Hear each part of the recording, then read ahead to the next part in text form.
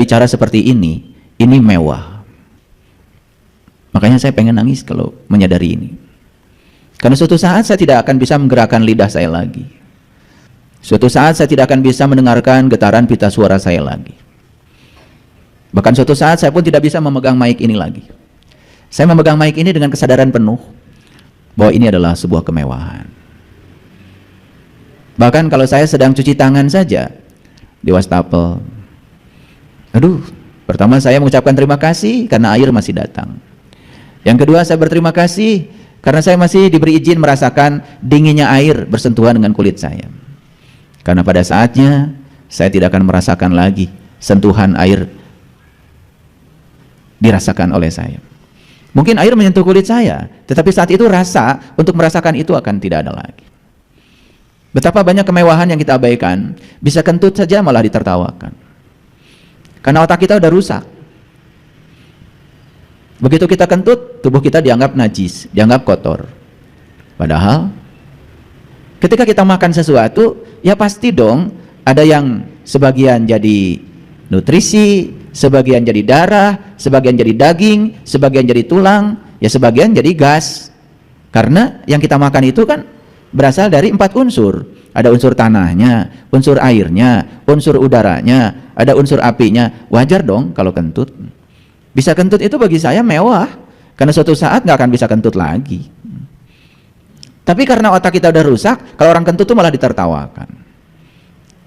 Orang kentut ya pura-pura tidak tahu saja. Itu kemewahan kok. Bisa nulis itu mewah loh, bisa duduk itu mewah. Cuman kesadaran kita sudah mati terlalu lama, sehingga semua kemewahan ini dianggap barang biasa. Padahal semua itu akan sirna pada waktunya. Dan semua kemewahan itu ada gara-gara satu saja, karena kita masih diizinkan untuk hidup, karena kita masih bernafas. Hari ini kita masih bilang ini tanah saya, ini rumah saya, ini mobil saya, ini harta saya, ini deposito saya. Begitu bernafas tidak diizinkan lagi. Sekejap pindah tangan semua yang disebut milik saya. Kita lupa bahwa sesungguhnya kemewahan yang paling besar dalam diri kita adalah nafas. Dan dengan nafas itu punya daya hidup, kita bisa melakukan kebaikan, kita juga bisa melakukan keburukan. Orang melakukan kebaikan pakai nafas, orang melakukan keburukan juga pakai nafas. Ya terserah kita. Daya kehidupan yang dipinjamkan kepada kita mau digunakan untuk kebaikan, ya tentu saja akibatnya adalah kebaikan. Mau dilakukan untuk melakukan keburukan, ya akibatnya juga keburukan. Dan kalau seseorang melakukan keburukan, tidak ada hukuman, nggak ada hukuman. Cuma dia sedang diajarkan oleh semesta, kalau kamu mengambil pilihan melakukan keburukan, ini loh akibatnya. Semesta itu cuma mengajarkan pelajaran saja. Allah yang Maha Ulas Maha Asih tidak mungkin menghukum hambanya. Karena dunia ini adalah tempat kita belajar, tempat kita untuk belajar, mengambil risiko dari semua pilihan kita. Ketika kita menimbulkan sebab baik, akibatnya baik, itu pelajaran. Ketika kita menimbulkan sebab buruk, akibatnya buruk, itu juga pelajaran. Nggak ada azab, nggak ada kutukan, bohong itu, bohong, nggak ada. Allah itu Maha Ulas Asih. Ulas asihnya itu tanpa batas. Bahkan Allah itu melakukan kebaikan kita, bukan karena kebaikan kita. Dan kalau kita membandingkan kebaikan Allah untuk kita, dibandingkan kebaikan kita untuk Allah, aduh, nggak ada apa-apanya. Allah melakukan kebaikan kepada kita karena kecintaannya begitu besar kepada kita. Sedangkan kita melakukan kebaikan pada Allah, pengen ini, pengen itu. Banyak sekali muatan-muatan yang menggandeng di belakangnya. Apakah semua yang dilakukan karena bermuatan itu kebaikan? Bukankah itu kemunafikan? Bukan itu transaksi? Kalau mau tahajud, tahajud saja. Nggak usah dikaitkan dengan masalah. Nanti tambah banyak masalahnya.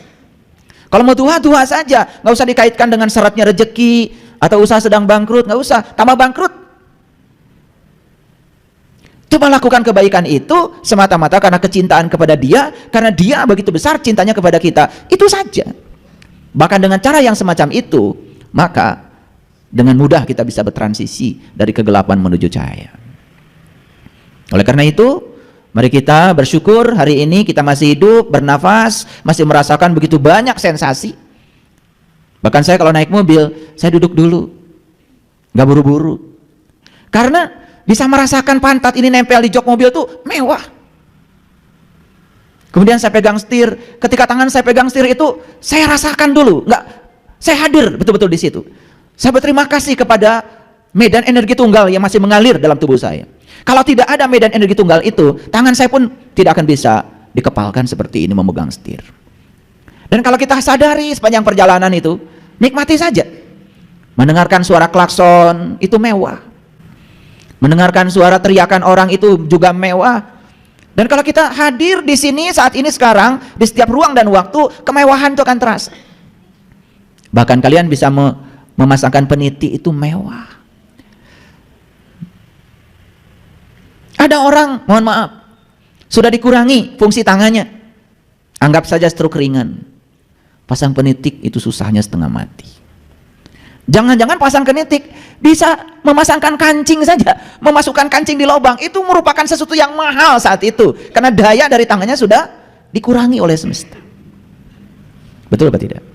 Yuk kita hadir di sini saat ini sekarang tanpa penilaian baik buruk, benar salah. Terima semua realitas ini apa adanya, dan terimalah semua ini sebagai anugerah dan cintanya Dia yang luar biasa untuk kita. Oleh karena itu mari kita puji Allah bersama-sama membaca hamdalah. Alhamdulillahirabbil alamin. Mari kita hadirkan beliau di ruang majelis ini. Kita rasakan kalau beliau mewujud sebagai nafas dalam diri kita. Kita rasakan beliau sebagai medan energi tunggal yang mengisi dan menggerakkan seluruh sel dalam tubuh kita. 100 triliun sel dalam tubuh kita, tidak ada satu sel pun yang tidak diawasinya, yang tidak diberi daya olehnya. Oleh karena itu, mari kita sapa asma Allah dengan kelembutan dan cinta, seraya membaca basmalah. Bismillahirrahmanirrahim.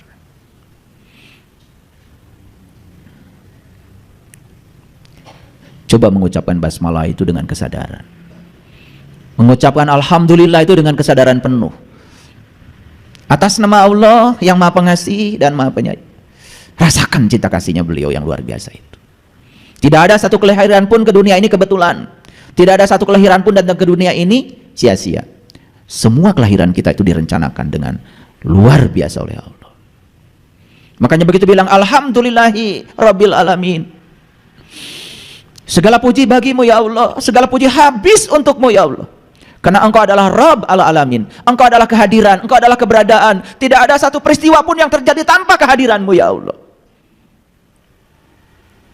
Kita tidak akan lagi butuh sanjungan. Kita juga tidak akan lagi menjadi tumbang ketika dicela oleh siapapun. Tidak terbang ketika dipuji, tidak tumbang ketika dicela. Karena kita sadar ketika mengucapkan kalimat itu, segala puji habis untukmu ya Allah. Tidak merasa diri paling berjasa, tidak merasa diri paling hebat, tidak merasa sebagai tulang punggung keluarga, tidak merasa diri sebagai orang yang paling berjasa di keluarga, karena kepala keluarga itu kesombongan.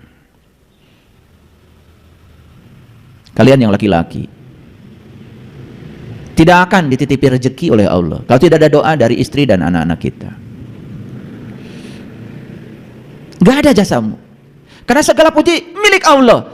Kalian itu hanya ketitipan saja, ketitipan amanah untuk kesejahteraan keluargamu, anak istrimu. Lepaskan, lepaskan. Perasaan diri kita paling berjasa, perasaan diri kita paling hebat, perasaan diri kita kerja keras, perasaan diri kita sudah menghabiskan banyak waktu untuk keluarga kita. Lepaskan coba itu. Karena kalau itu dilepaskan dengan kesadaran, memudahkan kita untuk menyatu dengan Dia. Air itu tidak pernah mengalir ke tempat yang tinggi, kecuali pakai pompa air. Tapi air secara alami hanya bisa mengalir dari tempat tinggi ke tempat rendah. Begitu kita melepaskan semua kesombongan kita, keakuan kita, berkah semesta akan mengalir ke sini, akan mengalir ke sini. Jannatin tajri min tahtihal anhar, akan mengalir tuh, sungai-sungai keberkahan ke dalam diri kita. Tugas kita cuma sederhana, buka tutupnya, kosongkan diri kita, tempatkan diri kita serendah-rendahnya. Gelas yang ada tutupnya tidak bisa diisi, masih ada cover, masih ada tutup. Cover itu bahasa Arabnya kafir. Jadi orang kafir itu bukan orang yang berbeda keyakinan dengan kita, bukan orang yang berbeda jalan dengan kita. Stop. mengkafir-kafirkan orang. Jangan menjadi kaum takfiri. Karena kafir yang sebenarnya itu adalah tertutup. Jangan-jangan kita masih tertutup. Dinasehati marah, dikritik marah. Itu berarti kita masih tertutup. Nah, tutup itu bahasa Arabnya adalah kafir. Bahasa Inggrisnya cover. Bahasa sepak bolanya kiper. Bahasa pasarnya koper. Bahasa gaulnya kuper. Itu. Orang yang kurang pergaulan itu. Cukup nggak gelas dibuka tutupnya? Nggak cukup. Kosongkan. Makanya kalau mau ngaji, ingin dapat ilmu baru, udah ilmu lama tinggalkan saja dulu di lemari, jangan dibawa-bawa ke sini. Biar tidak terjadi kontrak. Cukup? Sudah dibuka tutupnya, sudah kosong gelasnya, belum cukup. Kalau gelasnya masih di awang-awang, masih di tempat yang tinggi, siapa yang mau ngisi? Tempatkan gelasnya di tempat yang serendah-rendahnya. Baru ada yang mau mengisi. Makanya orang yang sombong tidak pernah kebagian ilmu, apalagi ilmu sejati. Ilmu sejati tidak pernah dibagikan kepada orang-orang yang sombong, kecuali kepada mereka yang rendah hati. Siapa orang yang rendah hati itu? Orang yang selalu sadar kalau dirinya tidak tahu apa-apa, tidak bisa apa-apa, tidak punya apa-apa, bahkan dia tidak merasa sebagai siapa-siapa. Begitu kalian merasa sebagai siapa, duduk aja susah. Betul? Coba lepaskan semuanya. Saya bukan siapa-siapa. Duduk sama rendah, berdiri sama tinggi. Enak. Makan nasi bungkus di pinggir selokan saja, habis kerja bakti, enak. Kalau kita bisa melepaskan diri bahwa kita ini bukan siapa-siapa, kita ini hanya datang ke semesta ini hanya kepanjangan tangan Allah untuk menyampaikan cinta kasih Allah kepada orang-orang yang butuh pertolongan kita. Itu saja kok. Seperti wayang yang dikeluarkan dari kotaknya. Kalau sudah selesai tugasnya kan dimasukkan lagi ke kotak. Tidak berdaya, tidak ada apa-apa lagi.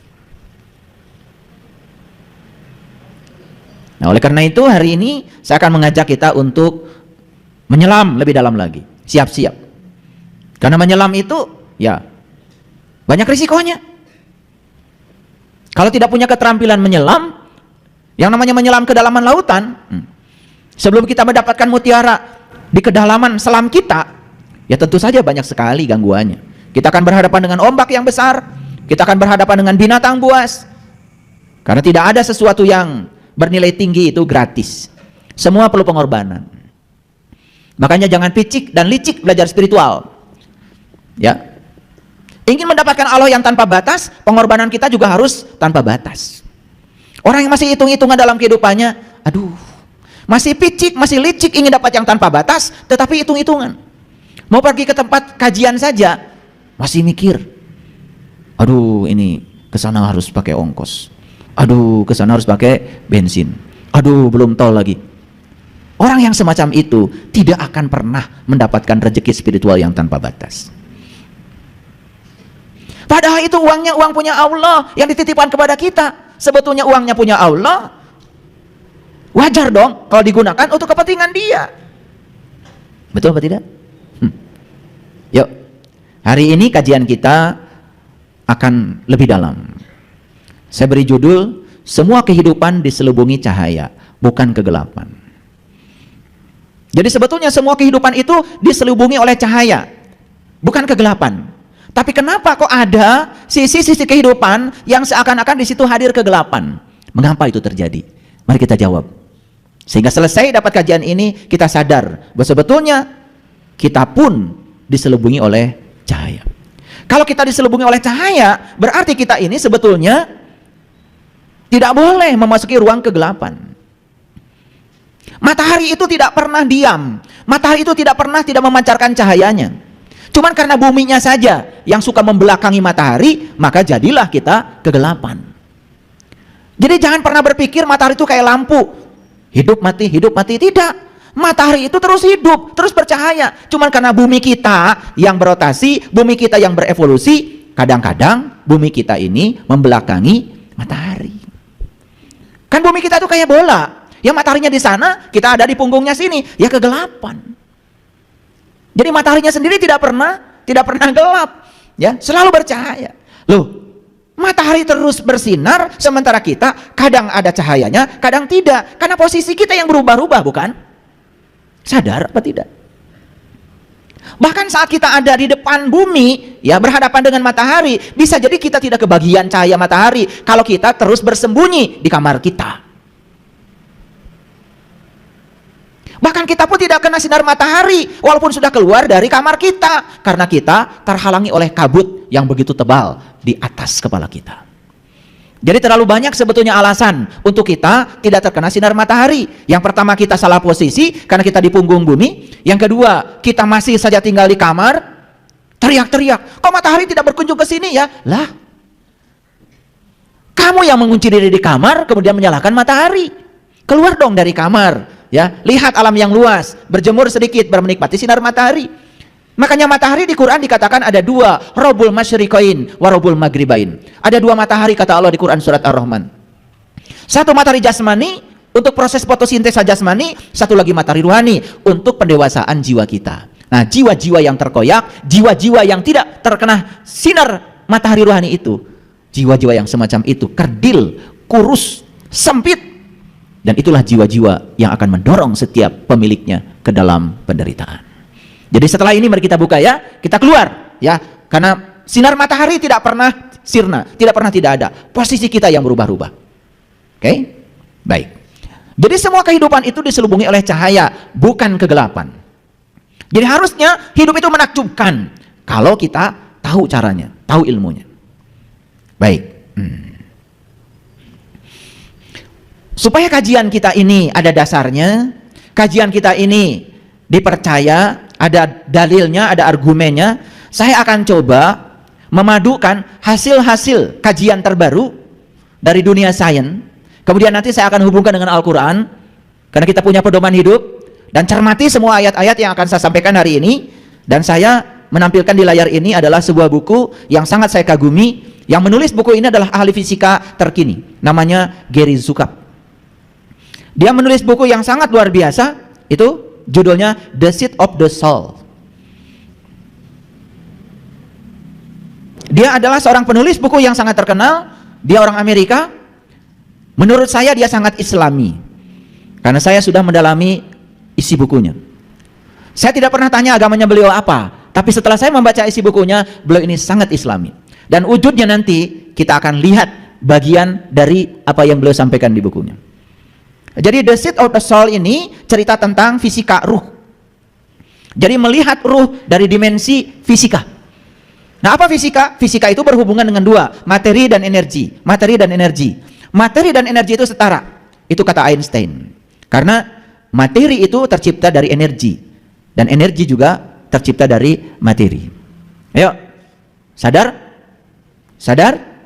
Tadi pagi sarapan yang dimasukkan ke tubuh apa? Materi. Nasi materi, ceplok telur materi, ya, betul? Tempe materi, tahu materi, nasi kuning materi, nasi uduk materi, semua materi. Apakah kita butuh materi atau energi? Dua-duanya. Sebetulnya yang kita butuhkan itu adalah energi.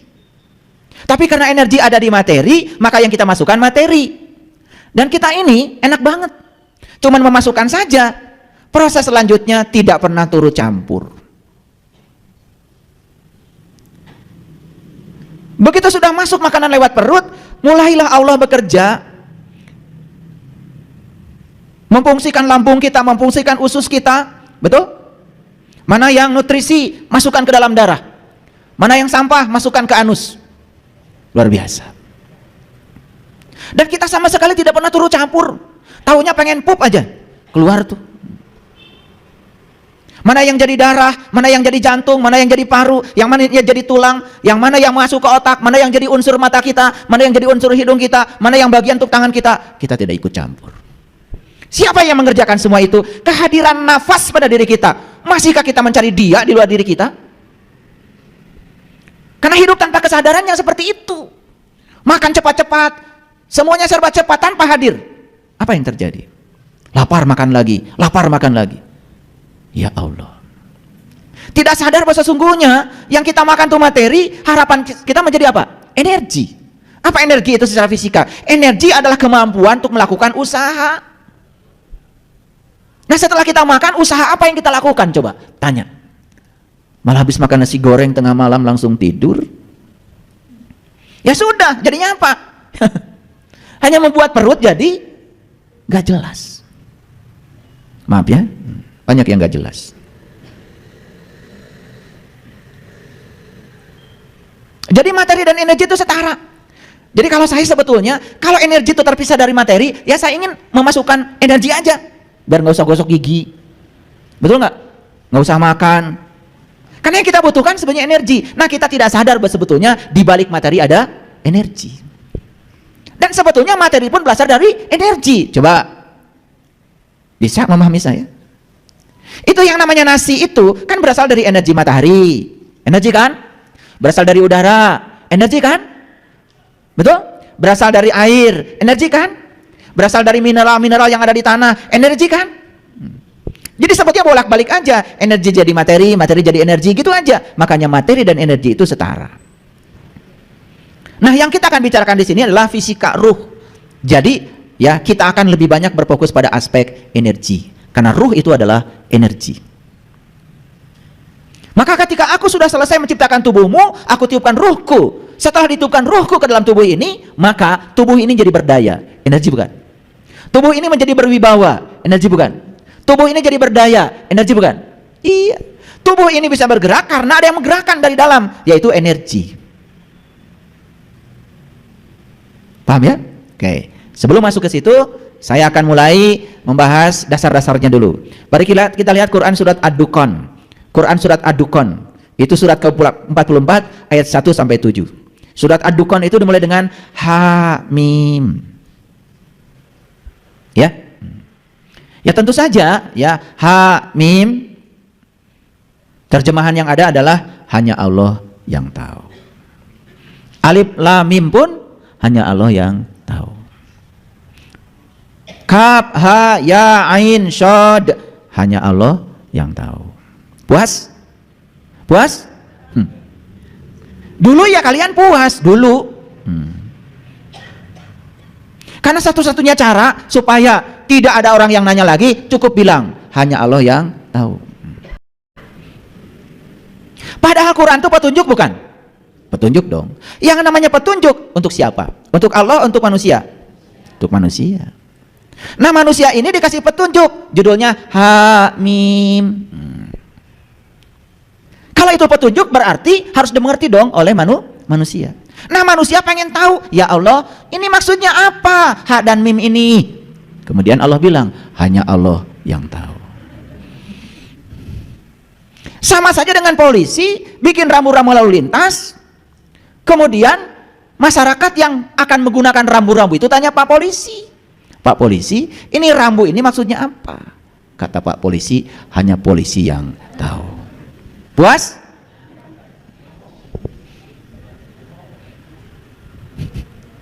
Ngerti nggak nih? Biar masuk akal, biar masuk akal. Biar tertawa sekarang kalian itu tertawa. Tertawa dengan kebodohan kita selama ini. Karena selama ini kan kita puas kalau ada orang bilang begitu, betul? Iya.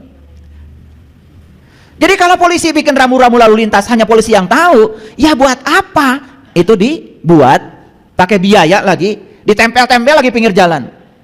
Ya udah, urus aja sama polisi. Quran itu petunjuk buat manusia, supaya manusia dapat petunjuk. Otomatis di balik Ha dan Mim ini ada yang ingin ditunjukkan. Maaf, 1000 maaf kalau berbeda. Saya memahami Ha itu dari intuisi, adalah Hamid. Saya memahami Mim itu dari intuisi, adalah Majid. Jadi Ha dan Mim ini sedang cerita dia juga. Ha itu dia yang terpuji, Hamid. Mim itu dia yang maha mulia, Majid. Jadi sebetulnya semua huruf-huruf di Quran ya, yang sering ada di awal, alif lam mim, alif lam ro, sebetulnya ada petunjuk di balik itu. Nah, siapa yang akan tahu petunjuknya? Ya mereka yang diberitahu. Siapa yang diberitahu? Yang mau tahu. Loh, kok saya tidak diberitahu? Ya karena kamu tidak mau tahu. So tahu lagi. Pura-pura tahu lagi. Padahal kamu tidak tahu. Cuma kamu tidak tahu bahwa kamu tidak tahu orang yang kayak gini gak akan dikasih tahu. Hanya orang yang tahu kalau dirinya tidak tahu yang akan diberitahu. Coba, jadilah orang yang tidak tahu apa-apa, pasti diberitahu. Jadi sebetulnya ha dan mim ini sedang cerita dia juga. Dia sedang menunjukkan bahwa sebetulnya dia itu bermanifestasi sebagai Hamid, dia bermanifestasi sebagai Majid. Makanya para nabi, para rasul, para sunan, para wali, para bijak, para suci, mereka-mereka yang sudah sampai kepada Allah, mereka itu akan menjadi manifestasi dari akhlaknya Allah. Makanya orang-orang yang di level itu bukan sekedar terpuji, mulia. Ingin jadi orang yang terpuji? Ingin jadi orang yang mulia? Ya dekat-dekat saja dengan dia yang maha terpuji, dengan yang mulia. Kenali dia, karena sifat dia tidak akan sampai kepadamu kalau kita tidak mendekat kepadanya. Nih, sambil contoh. Apakah energi dari nasi tiba-tiba akan masuk ke tubuh kita kalau kita tidak makan nasi? Kan tidak. Masukkan nasinya, dikunyah, dilumat, baru energinya kita bisa ambil. Begitu. Makanya di Quran Allah mengatakan sibghatallah, sibghatallah, sibghatallah. Celupkan dirimu, leburkan dirimu kepada Allah. Begitu kita meleburkan diri kepada Allah, maka sifat-sifatnya akan menjadi sifat-sifat kita. Itu yang disebut dengan tahalluq bi akhlaqillah.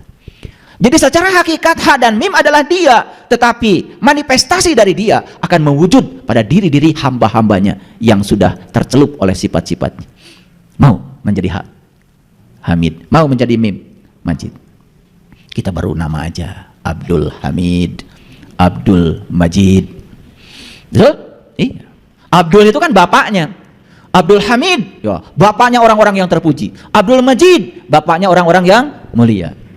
Tapi akhlaknya tidak mencerminkan Hamid, tidak mencerminkan Majid. Karena tidak tercelup oleh celupannya Allah. Tahu celup? Coba. Saya dulu ya, karena tidak kebeli sepatu, ya. Ibu saya pergi ke pasar beli sepatu cap kelenci, warnanya putih. Sedangkan sepatu pramuka warnanya harus hitam. Ya udah, ibu saya nggak kalah akal, beli Wantek namanya itu. Siapkan air di kastrol, ya. Lagi mendidih, masukkan Wanteknya, sepatu saya direbus. Setelah itu dijemur, jadi hitam.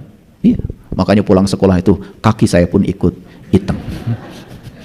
Ya, udah diruru. Kalau di kampung diruru itu pakai batu di sungai, ya nggak kebeli sabun, diruru aja gitu.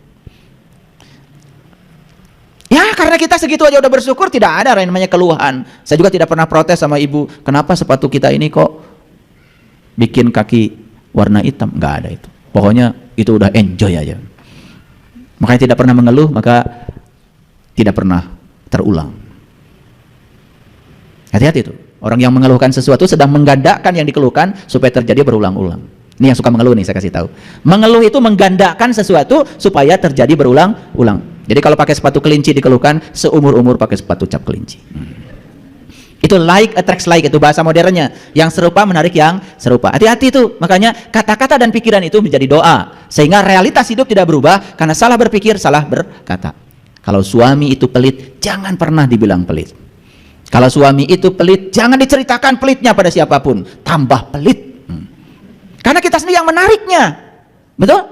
Awas, hati-hati kalau bicara. Jadi walaupun pelit kepada orang lain, bicarakan aja kebaikannya. Pelitnya jangan dibicarakan. Kalau dibicarakan pelit jadi baik, fitnah. Jadi walaupun dia pelit kan masih ada sisi baiknya, betul nggak? Supaya kita tidak bohong, jangan juga dibilang suami saya luar biasa baik, berehan. Enggak, itu jadi fitnah. Maksud saya kalau dia pelit dan dianggap pelit itu negatif, jangan dibicarakan. Bicarakan saja yang positifnya. Piraku, halusna. Ya. Nah makanya setelah Hamim, ayat berikutnya wal kitabil mubin, demi kitab yang nyata. Nah kitab itu bahasa Arab, ya. Bahasa lainnya adalah kalamullah. Kalam itu sifat, Allah itu zat, dan sifat dengan zat tidak pernah berpisah.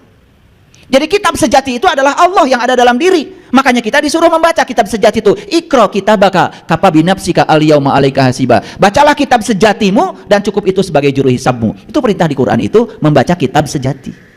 Gak ada hurufnya, gak ada kata-katanya, tidak ada tulisannya. Tetapi kalau itu dibaca, ada.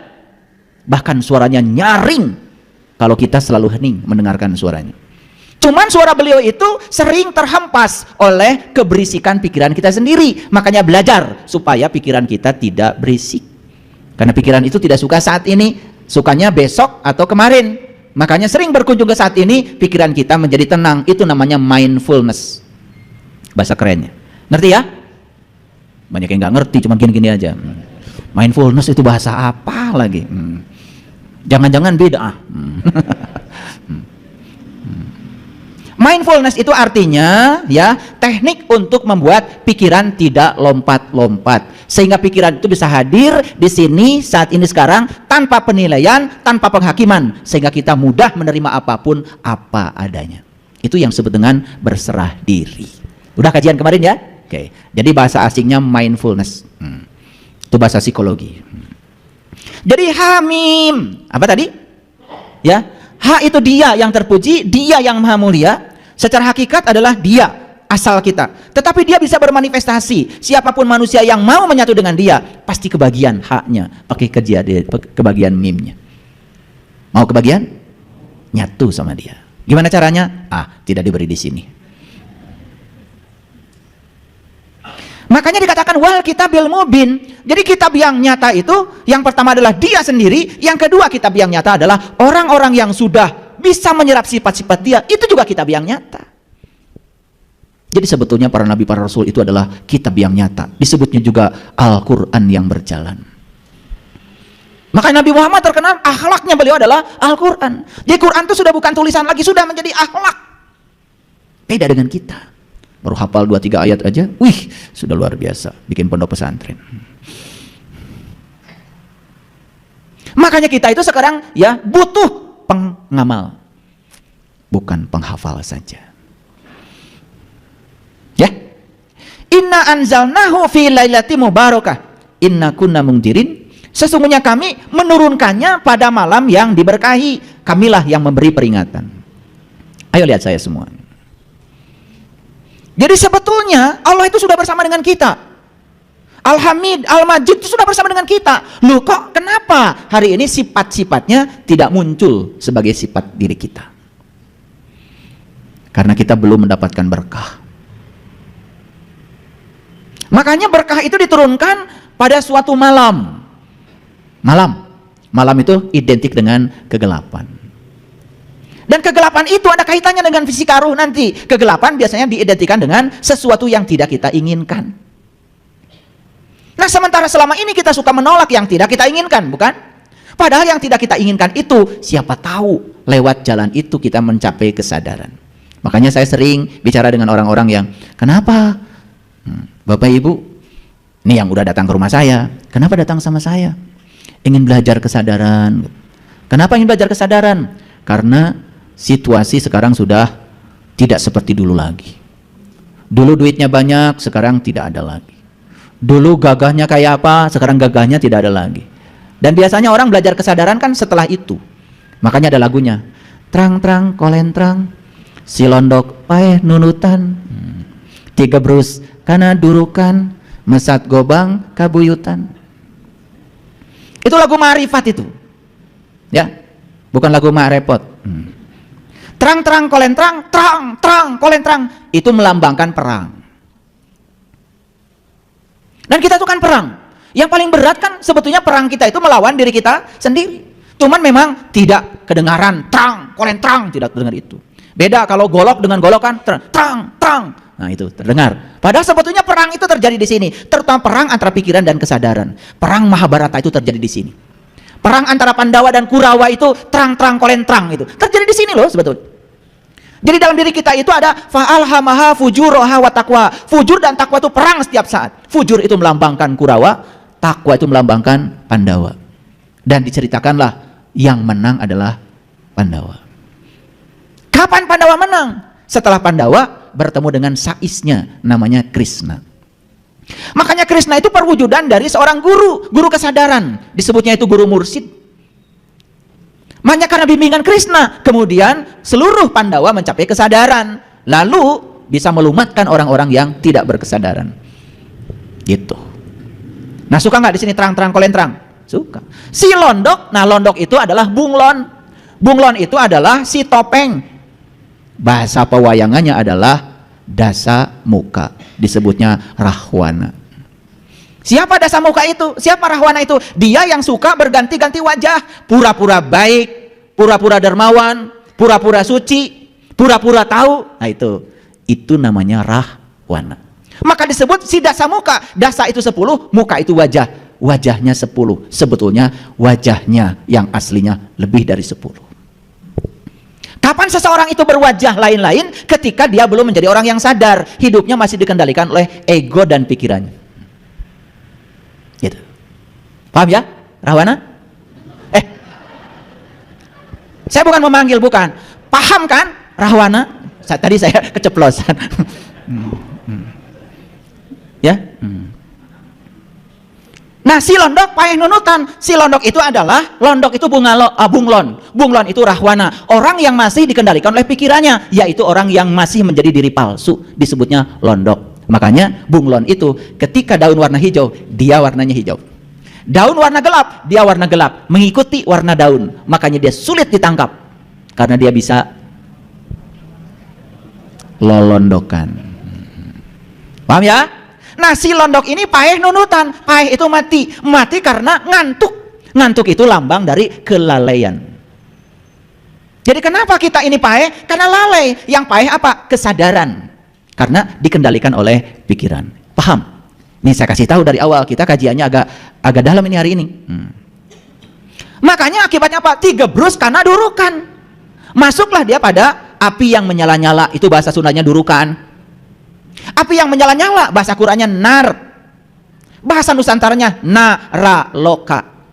Tempat yang terkena sinar api. Orang marah, kita marah. Orang jengkel, kita jengkel. Orang pelit, tambah pelit. Orang jahat, kita jahat juga. Itu yang disebut dengan naraloka. Tempat terkena api. Sini.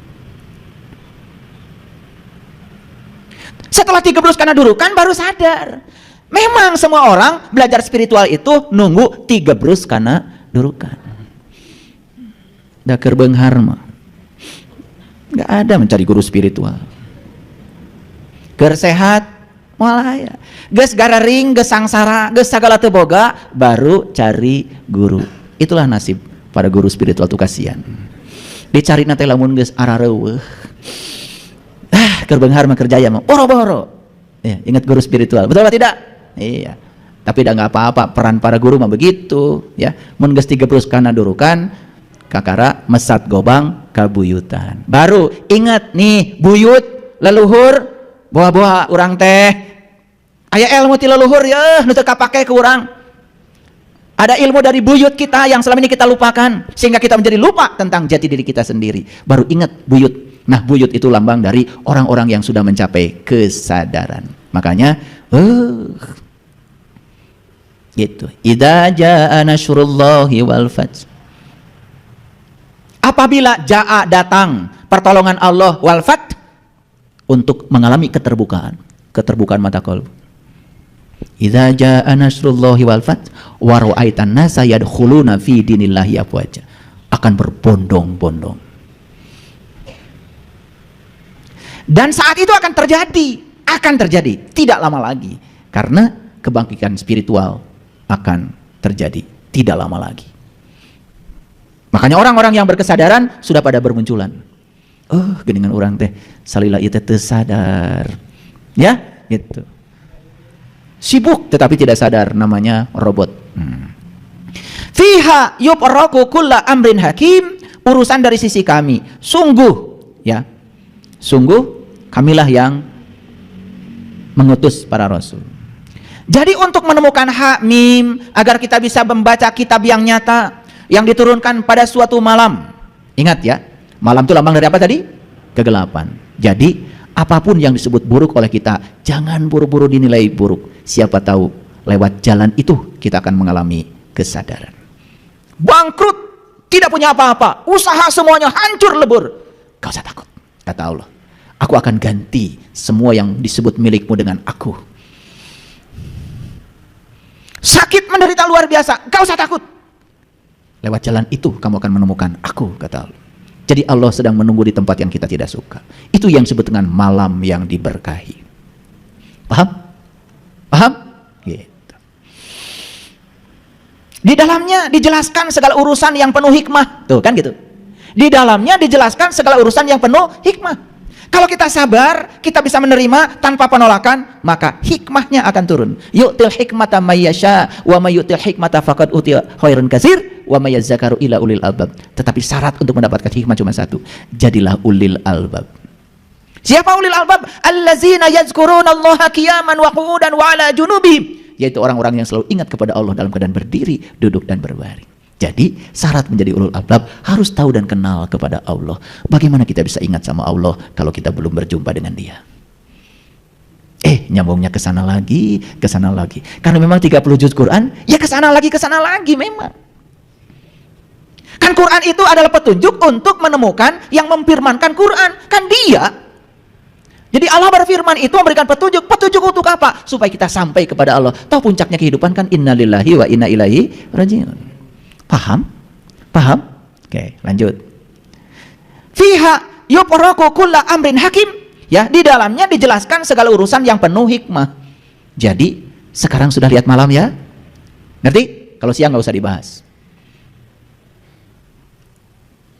Urusan apa? Urusan tentang kami. Urusan dari sisi kami. Jadi sebetulnya, urusan kita di semesta ini adalah urusan tentang Dia. Bagaimana supaya kita kenal sama Dia? Bagaimana supaya kita bisa kembali seutuhnya kepada Dia setelah selesai tugas kita di semesta ini? Maka Allah mengatakan sebagai amran min indina inna kunna mursalin. Urusan dari sisi kami, sungguh kamilah yang mengutus para rasul. Kita sekarang tidak hidup sejaman dengan para nabi, para rasul. Sudah selesai gelar itu sampai Nabi Muhammad. Tapi Nabi Muhammad pernah bersabda, ketika ada seorang sahabat bertanya, "Ya Rasulullah, aku bahagia hidup sejaman dengan engkau karena aku mendapatkan ilmu langsung dari tanganmu." Apa kata Nabi Muhammad? Lebih bahagia lagi umatku yang tidak hidup sejaman dengan aku, tapi mereka masih dapat ilmuku dari para pewarisku. Saya doakan ya, semoga kita semua bisa bertemu dengan orang yang mewarisi ilmu sejatinya para nabi, para rasul. Kalau kita bisa bertemu dengan mereka, dapat ilmu dari mereka, itu yang disebut dengan syafaat. Itu adalah pertolongan nyata di sini, saat ini, sekarang. Makanya Allah menyatakan, rahmatan min rabbika innahu huwas samiul alim. Sebagai rahmat dari Tuhanmu, sungguh Dia yang Maha mendengar dan Maha mengetahui. Yuk, lihat saya. Rahmat Allah yang paling besar itu manakala satu, bisa hidup sejaman dengan para rasul. Rahmat Allah yang paling besar juga kalau kita di kehidupan yang sekarang tidak hidup sejaman dengan para nabi dan para rasul, tapi kita masih dapat ilmu yang diwariskan oleh mereka lewat para pewarisnya. Siapa para pewaris ilmunya Rasul itu? Ketika Nabi ditanya, siapa ya Rasulullah yang mewarisi ilmumu? Al ulama warasatul anbiya. Makanya di Quran surat Ali Imran ayat 49, ciri ulama itu cuma 3. Satu, bisa membantu kita membuka mata kolbu yang tertutup. 2, bisa menyembuhkan penyakit kulit, penyakit luar, ngerti sesuatu kulitnya saja. Yang ketiga, bisa membangkitkan orang yang mati kesadarannya. Jadi jelas di Quran itu ciri ulama itu 3. Itu Quran loh, eksplisit ya. Kalau nggak percaya nanti kalian buka Quran surat Ali Imran 49. Di situ diceritakan secara jelas. Jadi ciri ulama itu begitu. Jangan tertipu dengan baju luar. Kalau pergi ke Garut, ke kampung saya, hati-hati. Karena kalengnya kongguan, isinya opak. Jadi saya ngasih tahu karena saya orang Garut. Hati-hati kalau ke kampung saya. Luarnya kongguan, tapi dalamnya kiripik. Saya ngasih tahu aja nanti kalau ke Garut, wih kongguan, hati-hati. Itulah kulit luar itu suka menipu. Luarnya apa, dalamnya apa. Tapi kalau kita sudah tahu dalamannya, tidak akan tertipu lagi. Makanya semoga kita bisa bertemu dengan orang yang mewarisi ilmunya para nabi, para rasul. Itu. amron min indina inna kunna mursalin rahmatan mir rabbika innahu huwas samiul alim. Bertemu dengan mereka itu adalah rahmat dari Tuhanmu. Maka dalam hadis qudsi Allah menyatakan, hadis qudsi ini ya, para waliku ada di bawah naunganku dan tidak ada yang bisa berkenalan dengan seorang waliku tanpa seizinku. Jadi wali-wali Allah itu tidak akan pernah bisa disentuh kecuali oleh orang-orang yang diberi izin oleh Allah. Nah itu maka dijelaskan di Quran surat Al-Kahfi itu, mayyadillahu fahuwal muhtadi wa mayyudlil falan tajidalahu waliyan mursidan. Jelas ya. Rabbis samawati wal ar wa ma bainahuma in kuntum muqinin. Tuhan langit dan bumi yang ada di antara keduanya jika kamu orang-orang yang meyakini. Jadi tugasnya para nabi, para rasul itu adalah mengantarkan kita untuk mengenal Rabbis samawati wal ar wa ma bainahuma, untuk mengenal Rabb-nya langit, Rabb-nya bumi, dan Rabb yang di antara langit dan bumi. Jadi kalau begitu Rabb itu meliputi langit, meliputi bumi, dan meliputi antaranya. Jadi tidak ada satu ruang pun yang tidak diliputi oleh Dia. Nah, ini sudah mengerucut pada judul. Jadi judulnya apa tadi? Semua kehidupan diliputi oleh cahaya, tidak diliputi oleh kegelapan. Jadi ayat ini menjelaskan yang bagian akhir ini, ayat yang ke-7 dari Quran surat Ad-Dukhan, Rabbis samawati wal ar wa ma bainahuma. Langit diliputi oleh Dia, bumi diliputi oleh Dia, di antara langit dan bumi juga diliputi oleh Dia. Jadi kira-kira meliputi kita nggak Dia? Meliputi pohon nggak Dia? Meliputi ruang kosong nggak Dia? Tidak ada satu ruang pun di semesta yang tanpa batas ini yang tidak diliputi oleh Dia. Jadi karena semua diliputi oleh Dia, berarti semua harusnya diliputi oleh cahayanya. Harusnya semua diliputi oleh cahaya. Tidak ada satu ruang pun di semesta ini yang diliputi oleh kegelapan.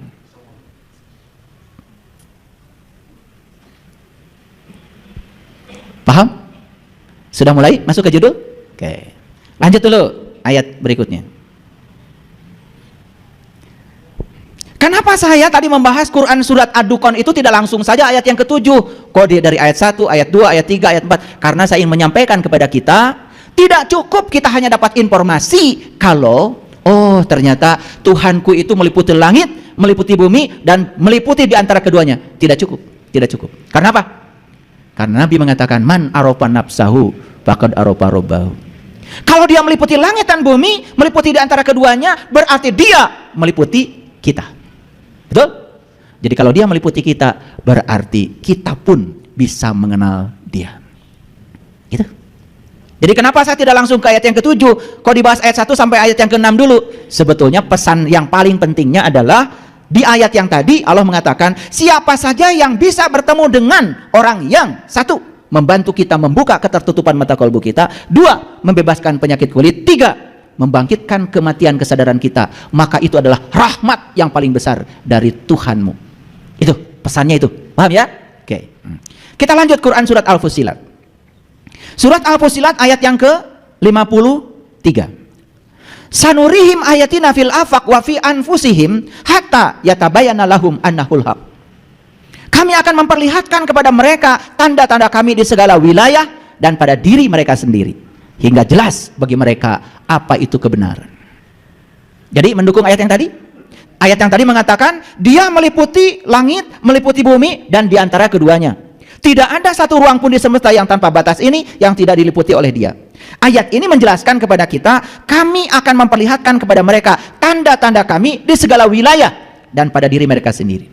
Jadi kalau begitu ayat ini sudah semakin mengerucut bahwa Dia yang tanpa batas itu sudah menunjukkan tanda-tandanya di segala ufuk, di segala wilayah. Dan Allah mengatakan, yang paling penting, aku sudah menunjukkan tandaku pada dirimu sendiri. Jadi apa pesan dari ayat ini? Pesannya sederhana, tidak usah mikir-mikir tanda-tandanya yang di luar sana, yang tanpa batas, tidak akan terjangkau. Jangkau saja dulu tandanya yang ada dalam diri kita sendiri. Paham? Oke. Ini dasar-dasar ini saya jelaskan supaya ngajinya itu nggak ngawur, nggak pakai ilmu katanya. Ayatnya jelas, kita pahami, kemudian nanti kita tinggal membuktikannya. Belum selesai kalau kita belum membuktikan. Lanjut lagi. Udah bisa mengerti? Oke. Ala innahum fi miryatin min liqa'i rabbihim ala innahu bikulli syai'in muhit. Ini Quran surat Al-Fussilat lanjutannya. Kalau tadi ayat 53, ini ayat 54. Ingatlah bahwa sesungguhnya mereka adalah dalam keraguan tentang pertemuan dengan Tuhan mereka. Ala innahum fi miryatin min liqa'i rabbihim. Ala innahu bikulli syai'in muhit. Ingat bahwa sesungguhnya Dia Maha meliputi segala sesuatu. Nih, saya kasih tahu. Siapapun yang masih ragu-ragu tentang pertemuan dengan Allah, Allah mengatakan di ayat ini, ingatlah bahwa sesungguhnya Dia Maha meliputi segala sesuatu. Jadi ayat ini menegaskan kepada kita, ngasih motivasi kepada kita, ngasih semangat kepada kita. Yuk. Ayat ini menjelaskan kepada kita, tidak perlu ragu-ragu kalian tentang pertemuan dengan aku, kata Allah. Karena aku meliputi segala sesuatu. Bahkan kalian pun diliputi olehku. Maka tugas kalian cuma satu, kata Allah, sadari, temukan aku dalam dirimu. Karena aku meliputi segala sesuatu, termasuk meliputi diri. Jadi tidak boleh kita merasa kecil hati. Tidak boleh. Allah itu tidak menyayangi para nabi dan para rasul saja. Allah itu menyayangi semua umat manusia, semua makhluknya. Tidak dibeda-bedakan. Jadi kalau ada orang ngasih penjelasan sama kita, oh para nabi, para rasul itu dicintai Allah, terus kita mau mengatakan bahwa kita tidak dicintainya? Di mana welas asihnya Allah? Di mana maha rahman dan rahimnya Allah? Saya kasih tahu pada semuanya. Saya kasih tahu sama kalian semua yang masih meragukan tentang pertemuan dengan Allah, kata ayat ini, aku meliputi semuanya. Ala innahu bikulli syai'in muhit. Aku meliputi segala sesuatu. Aku meliputi kalian. Jadi artinya Allah sedang berbicara kepada kita, semua manusia diberi hak yang sama untuk mengakses Dia. Adil? Terasa ulas asihnya? Dan lucu selama ini, ya, kita itu kemudian diparadigma seakan-akan kita ini bukan seperti mereka. Kita tidak mungkin bisa mencapai seperti yang dicapai mereka, kan begitu? Di mana letak keadilan Allah kalau Allah membeda-bedakan seperti itu? Makanya saya selalu menegaskan kepada kalian semua, tidak ada kelahiran yang kebetulan, tidak ada kelahiran yang tidak direncanakan oleh Dia. Huwallazi yusawwirukum fil arham kaifa yasha. Dialah arsitek agung yang merencanakan, Dia merencanakan kalian semua sesuai dengan rencananya. Tidak ada yang tidak direncanakan. Yuk kita yakini, pantaskan diri kita. Karena saya datang ke semesta ini tidak mungkin tidak dikehendaki olehnya, tidak mungkin tidak direncanakan oleh Dia. Berarti Dia sama sayangnya kepada semua makhluk, bukan? Pantaskan diri kita, pantaskan diri kita. So, sekarang bebaskan keraguan-raguan tentang itu. Karena Allah mengatakan di ayat ini, ala innahum fi miryatin min liqa'i rabbihim, ala innahu bikulli syai'in muhit. Saya pengen nangis baca ayat ini. Karena ayat ini mengingatkan kepada diri saya sendiri dalam proses pencarian saya. Saya pernah di situasi seakan-akan saya tidak pantas untuk itu. Karena dari kecil dijejali pemikiran yang semacam itu, ya. Kalau para nabi, para rasul itu dibelek sama Allah, disucikan sama Allah. Saya bilang sama bapak saya, kapan ya Allah membelek saya? Itu dulu waktu kecil saya begitu.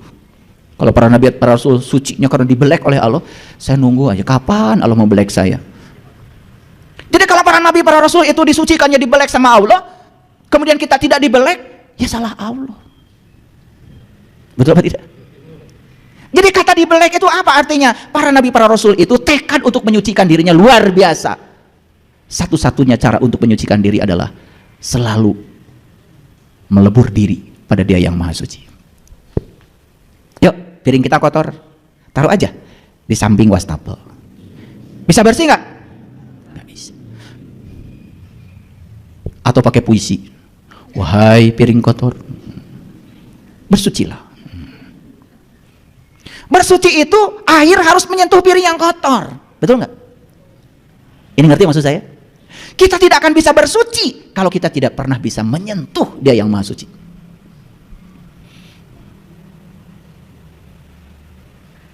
Maka di Quran dikatakan,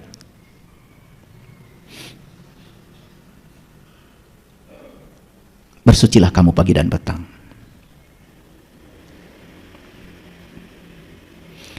Allahu akbar kabiro, walhamdulillahi katsiro, wa subhanallahi bukratan wasil. Itu perintahnya. Sucikanlah kamu pagi dan petang, pagi dan petang. Tahu pagi? Petang. Pagi itu pertemuan antara gelap dengan terang. Petang, pertemuan antara terang dan gelap. Jadi pagi dan petang itu sebetulnya bukan pagi jam 6, petang jam 4 sore, bukan itu. Setiap bertemu gelap dan terang, bersucilah supaya tetap terang. Ngerti maksudnya? Ngerti maksudnya? Ini bahasa hakikat ya. Setiap ada pertemuan terang, kan kita hidup itu pastilah ya, lagi terang tiba-tiba ada gelap, kan begitu.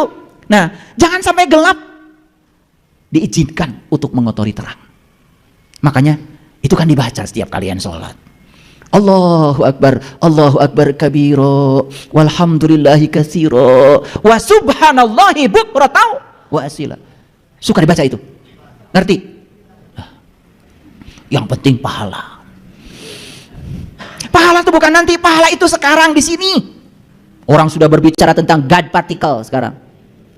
Para ilmuwan fisika, pemenang hadiah Nobel tentang ya yang disebut dengan partikel boson, yang kemudian saking susah menyebutnya disebut aja God particle, partikel Tuhan. Orang udah sampai ke sana, teknologi sudah sampai ke sana. Dulu orang bilang atom adalah bagian yang terkecil dari suatu unsur yang tidak bisa dibagi lagi. Itu dulu tahun 45. Sekarang dalam atom ada elektron, ternyata dalam atom ada inti atom, dalam inti atom ada neutron, ada proton. Kata-kata atom adalah bagian dari suatu unsur yang tidak bisa dibagi lagi, lebur. Makanya jangan mengajar yang sudah out of date. Jadi kalau guru SD saya pernah menemukan mengajarkan atom adalah bagian terkecil dari suatu unsur yang tidak bisa dibagi lagi. Eta hirupna iraha guru. Sekarang itu atom sudah ketemu yang bagian kecil lagi, ada elektron, ada proton, ada neutron, bahkan sekarang sudah ketemu lebih kecil lagi namanya quark. Q-U-A-R-K, quark. Bahkan sekarang sudah ketemu lebih kecil lagi dari quark, namanya boson. Saking bingung para ilmuwan disebut aja partikel Tuhan, God particle. Nah, kalau saya bicara ini stop dulu, nanti pusing. Stop dulu. Kita mau belajar Al-Latif aja, dia yang maha halus. Berarti yang maha halus tidak bisa dibagi lagi, ya? Gitu. Kalau sudah sampai pada yang maha halus, berarti tidak bisa dibagi lagi. Jadi jangan-jangan yang disebut dengan partikel Tuhan oleh para ilmuwan itu sebetulnya adalah sesuatu yang tidak bisa dibagi lagi, saking kecilnya. Siapa itu? Jangan-jangan Al-Latif. Jangan-jangan. Ya, saya belum menyampaikan ya. Tetapi kita dikasih ilmunya kok untuk memasuki itu kalau mau. Kalau mau. Kita bisa mengakses alam-alam yang tinggi kalau mau. Bahkan kita bisa mengakses nur ala nurin kalau mau. Ya. Kalau dengar ceramah saya jangan ngobrol. Kalau mau ngobrol di luar. Supaya nanti tidak salah persepsi. Semua yang saya sampaikan gak usah dibahas, gak usah dibahas. Terima aja dulu, gak usah didiskusikan. Nanti kalau sudah mengalami, ngerti sendiri. Kan ini adalah jalan untuk kita bisa mengalami itu. Jadi ini bukan ilmu biasa. Yang saya sampaikan ini bukan ilmu biasa, bukan ceramah biasa. Ngerti? Allah meliputi segala sesuatu, ngerti? Berarti meliputi diri kita? Jadi benar ya kalau Nabi Muhammad mengatakan man arofa nafsahu faqad arofa rabbuh. Gak usah mikir Tuhan yang meliputi semesta raya, mau kepikiran. Kenali saja Tuhan yang meliputi dirimu saja. Karena dokter juga tidak mungkin periksa darah dikeluarkan sadayana. Satetes we, begitu diperiksa satu tetes di lab, oh trombositnya sekian, leukositnya sekian. Betul nggak? Makanya kenalnya satu tetes aja, seluruh darah bisa diceritakan. Ilmuwan juga tidak pernah bawa samudra ke laboratorium. Mual mahi. Betul? Ya, ambil satu tetes, diperiksa pH-nya berapa, kadar garamnya berapa, salinitasnya berapa. Bisa diceritakan itu semuanya. Makanya siapa yang kenal dirinya, dia kenal Tuhannya itu maksudnya gak usah keluar ke dalam saja. Paham? Oke. Ini belum masuk ya ke judul yang tadi. Jadi tadi judulnya apa? Masih ingat? Semua kehidupan diliputi oleh cahaya, bukan kegelapan. Ini ayat-ayat baru menegaskan kepada kita bahwa Dia Sang Maha meliputi itu, meliputi semuanya. Sehingga setelah itu kita akan sadar, oh ternyata Dia pun meliputi diri saya. Kalau Dia meliputi diri saya, harusnya saya bercahaya. Make poe kan gitu. Betul nggak? Pertanyaan itu sebetulnya. Harusnya kan kita bercahaya, kenapa kita gelap gitu? Gimana maksud saya? Itu maksudnya. Lanjut dulu, pelan-pelan ngajinya. Makanya perhatikan. Ini Quran surat Hud, ya, surat 11 ayat 92. Ini sebenarnya cerita tentang Syuaib dengan umatnya, Nabi Syuaib. Jadi Nabi Syuaib ini sedang dialog dengan umatnya. Dan Nabi Syuaib itu kan rasul ya. Ketika menyampaikan sesuatu pada umatnya, tidak semua umatnya itu ngikuti apa yang disampaikan oleh Syuaib, dan itu hukum alam. Oleh karena itu jangan gampang kecil hati lah. Kalau semua orang tuh ada yang pro, ada yang kontra. Pro dan kontra itu sisi-sisi kebenaran. Karena uang pun kalau cuma satu bagian, ya tidak bolak-balik, mau apa yuk. Listrik ini bisa nyala karena ada positif dan negatif. Kalau kita hanya menerima yang positif, tidak mau yang negatif, tidak nyala. Jadi sebetulnya alam semesta ini dibangun oleh dualitas. Maka terima semua dua-duanya. Jangan ditandingkan, yang penting disandingkan. Jangan diduelkan, yang penting diduetkan. Positif dan negatif disandingkan, lampu nyala. Tapi kalau ditandingkan, kebakaran. Sering kebakaran? Nah, kebakaran itu karena yang positif dan negatif oleh kalian diduelkan. Kebakaran di rumah terjadi karena apa? Pasangan suami istri berduel, bukan berduet. Bertanding, bukan bersanding. Padahal dia lupa. Waktu dia jadi pengantin kan sama MC dibilang, kedua mempelai sebentar lagi akan disandingkan dalam kursi pelaminan. Kan begitu. Pohon. Akhirnya tinju dianggap ring. Ya. Jadi bukan bersanding malah bertanding, bukan berduet malah berduel. Udah rusak jadi hitam-hitam. Disebut aja KDRT. Gak ngerti saya, kok bisa begitu. Nah, Syuaib menjawab pertanyaan dari umatnya. Dan Syuaib mengatakan begini, hai kaumku, apakah keluargaku lebih terhormat menurut pandanganmu daripada Allah? Jadi gini, ini ceritanya di ayat sebelumnya. Keluarga Nabi Syuaib ini keluarga terhormat secara sosial. Nah, ketika Syuaib itu menjadi rasul kemudian dihina. Nah, orang-orang itu lebih menghormati keluarganya daripada Nabi Syuaib, kira-kira begitu. Maka kemudian Nabi Syuaib mengatakan, hai kaumku, apakah keluargaku lebih terhormat menurut pandanganmu daripada Allah, sedangkan Allah kamu jadikan sesuatu yang terbuang di belakangmu? Sesungguhnya Tuhanmu meliputi apa yang kamu kerjakan. Lagi-lagi di sini, perhatikan ayatnya. Inna Rabbi bima ta'maluna muhit. Jadi kalau Allah meliputi semua yang kamu kerjakan, berarti awas nih, berarti tidak ada satu kejadian pun yang terjadi tanpa kehadirannya. Awas ya. Oleh karena itu, kalau kita sadar tidak ada satu peristiwa pun yang terjadi tanpa kehadirannya, maka kita tidak akan bisa menolaknya.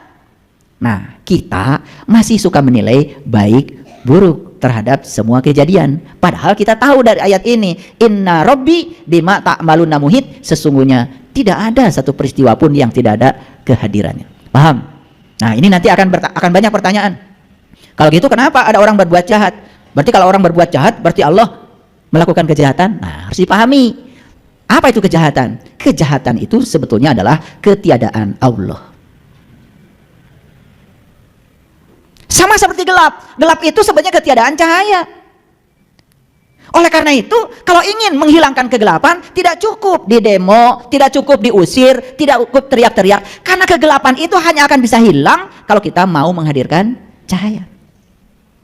Jadi sebetulnya kegelapan pun, kejahatan pun hanya akan bisa hilang kalau kita bisa menghadirkan cahaya.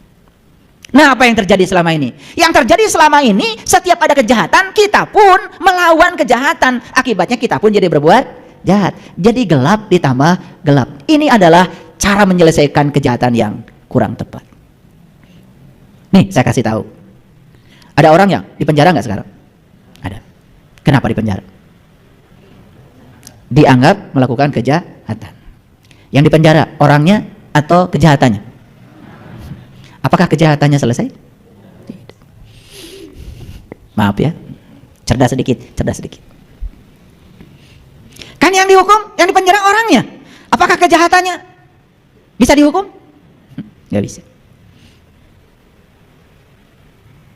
Oke, baik. Sekarang kita masuk pada satu babak baru. Jadi sekarang yakin Allah meliputi segala sesuatu? Yakin meliputi langit? Yakin meliputi bumi? Yakin meluput diri kita? Oke, kalau sudah yakin, oke. Sekarang Allah akan mengenalkan diri kepada kita. Allahu nurus samawati wal ar. Aku adalah cahaya langit dan bumi. Berarti semakin jelas judul yang tadi, bahwa semua kehidupan itu diliputi oleh cahaya. Tidak ada yang diliputi oleh kegelapan. Semakin jelas? Bahkan di ayat ini Allah mengenalkan diri, masalu nurihi. Nah, umpama cahayanya, kamiskatin fiha misbah, seperti yang bisa kau saksikan dalam miskatmu. Miskat itu relung. Makanya masjid ini saya beri nama Miskatul Anwar. Miskat itu relung, tempat, lokus. Anwar itu adalah kata jama dari nur. Jadi Miskatul Anwar itu tempat yang bercahaya. Nah, di dalam diri kita itu ada satu tempat yang sangat bercahaya. Sudah tahu belum? Sudah tahu belum? Yang sudah tahu, teruskan. Jangan keluar dari relung itu. Yang belum tahu, buru-buru. Buru-buru. Karena kalau kita tidak tahu itu, kita akan mati dalam kegelapan.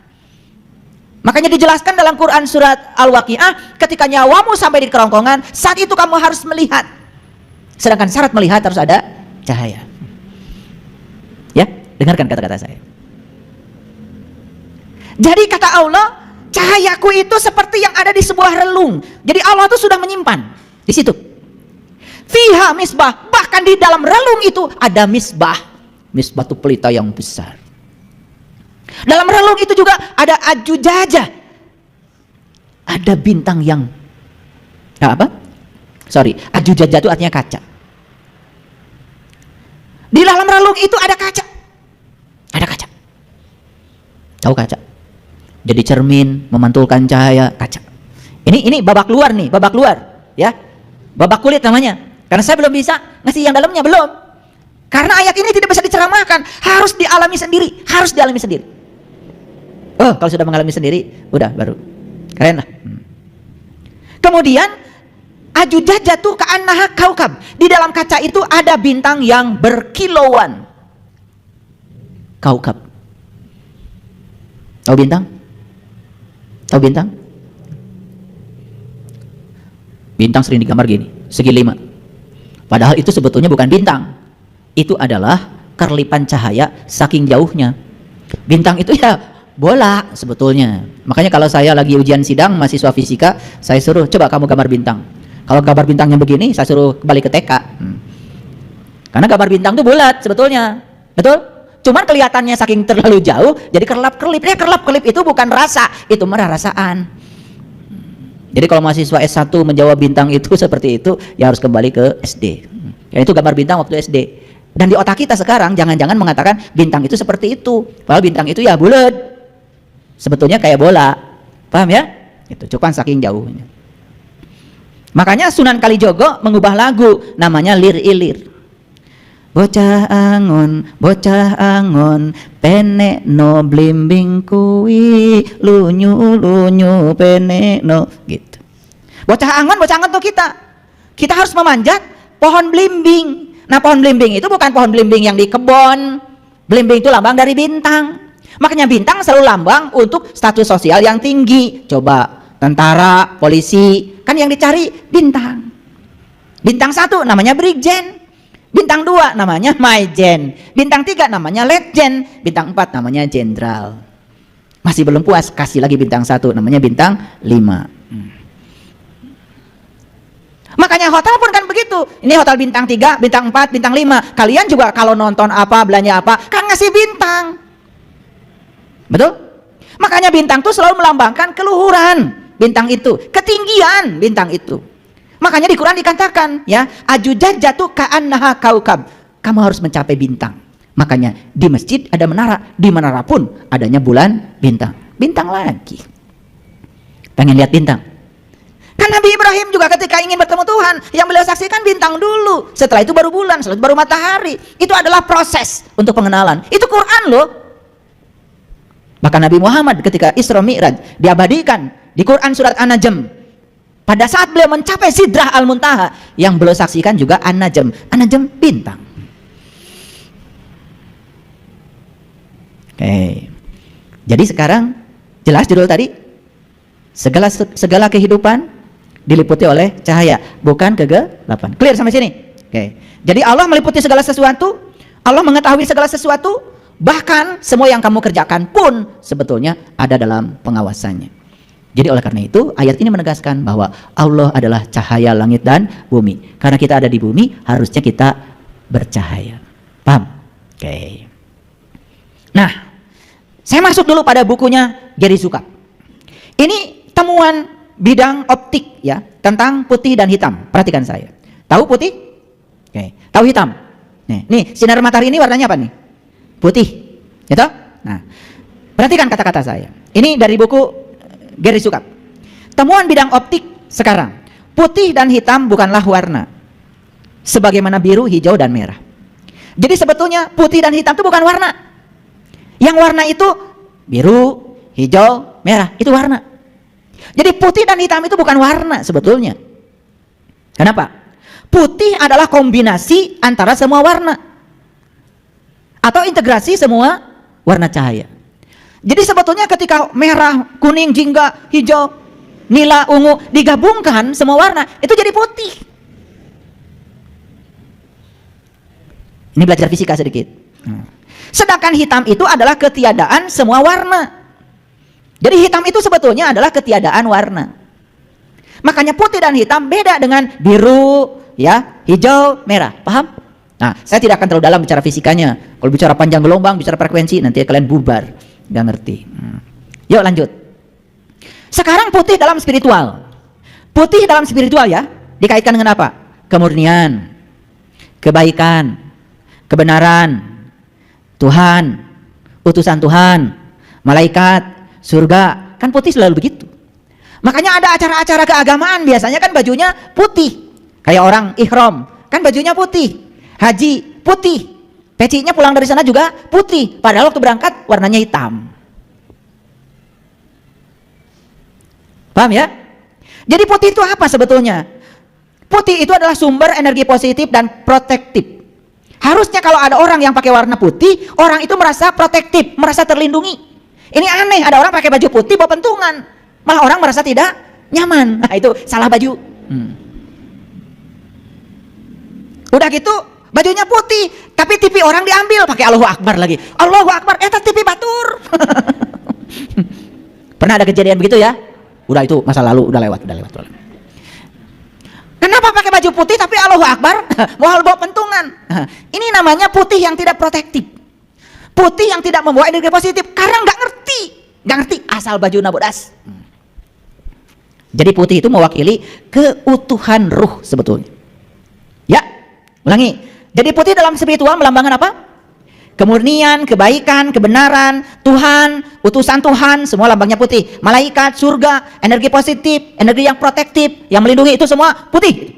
Jadi putih itu melambangkan keutuhan ruh. Itu kata Gary Zukav. Saya nggak ngerti ini Gary Zukav pernah baca ayat-ayat tadi atau belum? Saya juga nggak ngerti. Tapi keren dia bilang itu. Lanjut dulu. Pernah lihat ini? Nah, ini cahaya putih ini nih oleh alam ditunjukkan nih oleh alam. Begitu cahaya putih itu melewati berbagai macam halangan, maka cahaya putih itu akan mengalami yang namanya peristiwa dispersi atau pembiasan cahaya. Karena dari semesta, dari sana, dari sinar matahari itu datang ke bumi ini kan melewati atmosfer. Nah, di atmosfer itu ada uap air, ada macam-macam. Ketika melewati itu terjadi yang namanya peristiwa pembelokan cahaya. Yang luar biasa, terjadilah pelangi. Kita lihat pelangi ya, ada merah, ada kuning, ada hijau, ada biru ya. Jadi jelas ya bahwa putih itu adalah gabungan dari berbagai macam warna. Paham? Nah, oleh saya dibawa warna ini ke lab. Saya gunakan prisma kaca. Ini di lab nih. Ini hasil dari lab. Kalau yang tadi itu di alam, kalau ini di lab. Jadi supaya mahasiswa juga tahu, kalau ini cahaya putih ini kalau dimasukkan ke prisma mengalami pembiasan cahaya, ternyata diurai menjadi merah, orange, kuning, hijau, biru. Paham sekarang? Oke, simpulkan dulu. Jadi putih itu gabungan berbagai macam warna. Jadi kalau kalian sudah pakai baju putih, itu harus menunjukkan diri. Kalau putih ini ya gabungan dari berbagai macam warna. Artinya kalau sudah pakai baju putih, siap menerima perbedaan. Siap menghargai perbedaan. Kalian bajunya sudah putih, tapi merasa paling benar. Semua orang lain salah. Yang berbeda sedikit dengan dia dikafir-kafirkan. Yang tidak sama dengan dia diserang, dihancurkan. Jika perlu dilampiaskan kemarahan dia sampai tumpas tuh orang lain yang dianggap beda. Salah baju. Raneh mah. Jadi kalau kopiah kita sudah putih, artinya kita sudah bisa menerima semua warna. Karena putih itu gabungan dari semua warna. Harusnya sudah siap untuk menerima semua yang berbeda. Harusnya kalau sudah putih lebih toleran. Kartos itu ente. Sok nganggo asup bodas. Asal we pakai baju bodas. Ngerti ente. Nah, sekarang kita lihat hitam dalam spiritualitas. Hitam dikaitkan dengan keburukan, kejahatan, kerusakan, keputusasaan, kemarahan, kemurkaan, ketiadaan cinta, ketiadaan belas kasih, ketiadaan ampunan, neraka, iblis, semuanya hitam. Masih ingat tadi? Putih itu kehadiran cahaya, sedangkan hitam ketiadaan cahaya. Jadi sebetulnya kalau orang itu mengalami keburukan, kejahatan, kerusakan, keputusasaan, kemarahan, kemurkaan, itu bukan Allah yang melakukan, justru ketidakhadiran Allah. Kesadarannya itu dibungkus oleh diri palsu yang bernama pikiran. Itu yang disebut dengan ego. Makanya pikiran yang tidak terkena oleh cahaya ilahi sering disebut dengan pikiran gelap. Dan pikiran gelap itu yang disebut dengan syaitan. Dan selama ini kita membicarakan setan itu seakan-akan suatu makhluk tertentu yang suka goda kita. Kan yang goda kamu sendiri. Betul nggak? Sugan anu ngaharewos, tong tahajud tiris. Kan yang bilang tiris maneh? Nu bilang tunduh maneh? Kartos ya teh. Bisi can kartu rek dibuka deui. Yang suka membisik itu pasti jaraknya tidak jauh. Yang jauh mah teriak, ngagorowok. Yuwaswisu, berbisik itu pasti jaraknya dekat. Yang paling dekat dengan kita kan pikiran kita. Betul apa tidak? Geus hudang maneh teh. Anu ngarewos. Lain ti luar. Tidak diri maneh sorangan. Harewosna teh tiris, El Nino. Goledag we. Gitu. Ada yang bilang dari dalam hudang atau hudang, geus beurang. Ayo dong harewos, tunduh. Kartos ya. Jadi setan terus kartos, setan teh saha? Mereka jilbab setan. Cuma selama ini kan digambarkan setan itu seakan-akan makhluk yang ngikutin kita terus. Aduh ya Allah, cing atuh hari bodoh teh. Ya tong kabina-bina teuing atuh bodoh teh. Nah, hitam itu melambangkan kegelapan, atau hitam itu melambangkan ketidakadaan akal, ya, atau ketika cahaya akal tidak ada. Hitam itu melambangkan penderitaan jiwa. Ini secara spiritual ya. Oke, ulangi dulu. Putih itu gabungan berbagai macam warna. Putih dalam spiritual melambangkan sesuatu yang positif. Sedangkan hitam dalam spiritual menggambarkan segala hal yang negatif. Iblis, neraka, kemarahan, itu semuanya hitam. Dan kita udah tahu, hitam itu sebenarnya bukan warna. Hitam itu hanyalah ketiadaan cahaya. Nah, pertanyaannya, kan Allah itu bersama dengan kita. Kan Allah tidak pernah meninggalkan kita. Betul, Allah tidak pernah meninggalkan kita. Tapi kamu meninggalkan Allah. Paham? Jadi sebetulnya bukan Allah melakukan kejahatan. Awas, kan la haula wala quwata, ya. Berarti lamun urang hayang maling, kemudian terjadilah maling, berarti Allah yang maling. Awas. Itu ketidakhadiran Allah. Allahnya selalu ada, tapi kamu tidak menghadirkannya. Itu yang menyebabkan kejahatan. Jadi kejahatan itu sebetulnya adalah kegelapan akibat ketiadaan cahaya. Makanya leluhur kita ngajarin kepada kita, pelajarannya adalah eling lan waspada. Eling itu artinya selalu sadar, waspada itu mawas diri. Sadar dan mawas diri. Tidak ada sebetulnya kejahatan kalau kita selalu merasakan kehadirannya. Jadi bukan Allah sebetulnya yang meninggalkan kita. Kita meninggalkan Allah. Kita terasing di rumah kita sendiri. Itulah kejahatan. Oke, lanjut dulu. Pelan-pelan ya.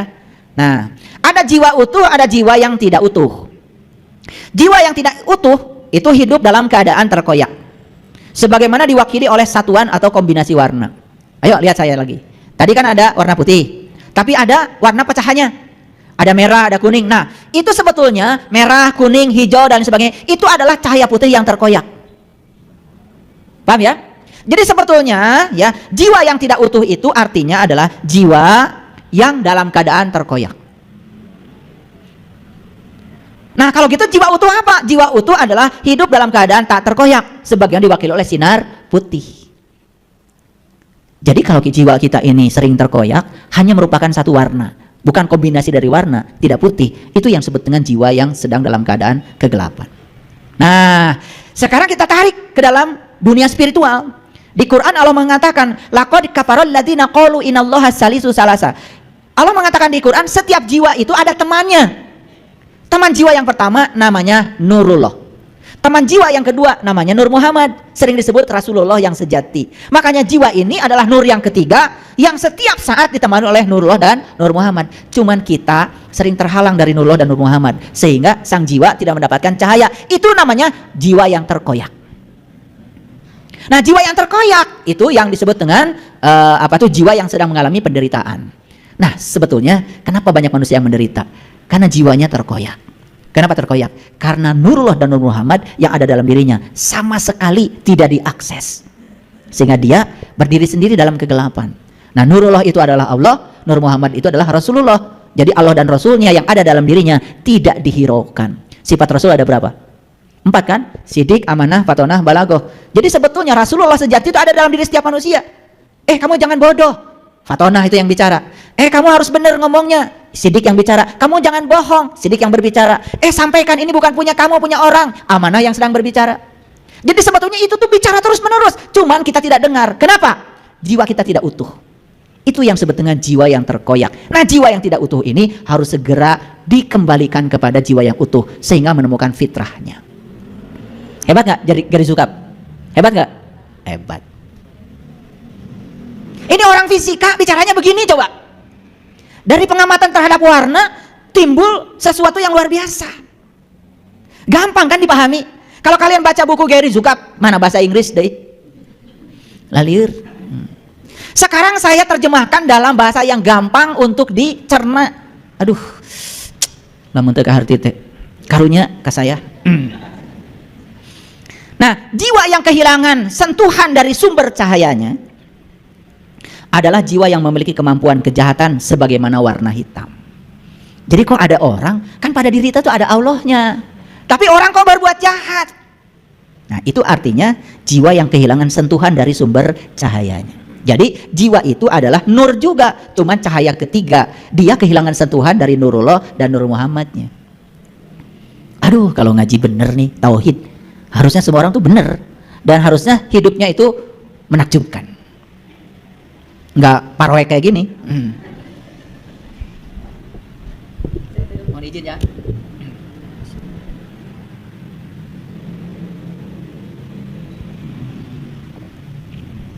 Ngerti ya? Kira-kira jiwa kita sekarang utuh atau tidak utuh? Ini pertanyaan nih. Kira-kira kalau ditanya, jiwa kita saat ini utuh atau tidak utuh? Ya, alhamdulillah ya kalau utuh. Kalau sudah utuh berarti sudah jadi warna putih lagi. Berarti kalau sudah utuh sudah bisa menerima semua warna. Cirinya apa? Toleran, penuh cinta kasih, tara nyalahkeun batur kalau ada apa-apa itu. Ya. Semua dia selalu bercermin ke dalam. Itu bedanya ya. Kalau orang yang ngajinya sudah benar, nggak pernah nyalah-nyalahkan orang, apalagi nundu-nundu orang, nggak pernah. Nah, yang suka nyalah-nyalahkan orang asapang bener, nah itu sebetulnya ciri jiwanya masih terkoyak. Halus nama nyumput we atuh. Nah, yang paling berbahaya itu jiwa yang terkoyak tampil di publik. Jika nu bener. Itu yang berbahaya. Makanya bajunya putih teh bawa pentungan, kan aneh. Bajunya putih tetapi yang ditebar di mulutnya adalah kebencian atas nama agama dan Tuhan lagi. Cing salah darat tuh. Nah, sekarang kita bicara kejahatan. Jadi kejahatan itu apa sebetulnya? Kejahatan adalah ketiadaan cahaya atau ketiadaan cinta dalam semua keadaan. Jadi kejahatan tadi lambangnya hitam kan? Hitam itu ketiadaan cahaya. Ketika jiwa lebih memilih marah daripada mengampuni, menyalahkan daripada memahami, maka jiwa sedang memilih karma negatif dari pilihan-pilihan yang dibuatnya selama di bumi. Jadi kan ada yang jiwanya tuh memilih marah daripada mengampuni, memilih menyalahkan daripada memahami. Coba mulai sekarang kalau ada sesuatu yang tidak disukai, pahami dulu sebelum kita menyalahkan. Daripada marah kan lebih bagus mengampuni, betul nggak? Nah, ketika kita memilih marah daripada mengampuni, memilih menyalahkan daripada memahami, jiwa sedang memilih karma negatif dari pilihan yang dibuatnya selama di bumi. Kalau karma negatif, berarti dia sedang menciptakan sebab yang negatif. Hasilnya negatif. Udah, nggak usah. Apa? Pengen ikut ngaji. Jangan dikira loh, siapa jiwa di situ. Yuk kita teruskan. Ini berarti jiwa menciptakan lebih banyak keterbatasan kesadaran. Jadi ketika jiwa itu tidak bisa mengakses Nurullah, Nur Muhammad, tidak bisa mengakses sumber cahayanya, berarti dia menciptakan lebih banyak keterbatasan kesadaran. Makanya kesadaran yang terbatas itu yang disebut dengan neraka.